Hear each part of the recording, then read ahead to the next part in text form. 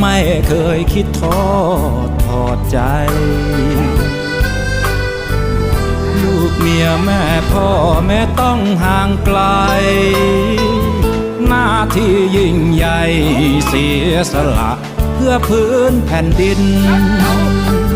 พิทักษ์พื้นป่ารักษาสิ่งแวดล้อมถนอมชีวิตสัตว์ยังคงยืนหยัดแม้ถึงวันที่ต้องเกษียณ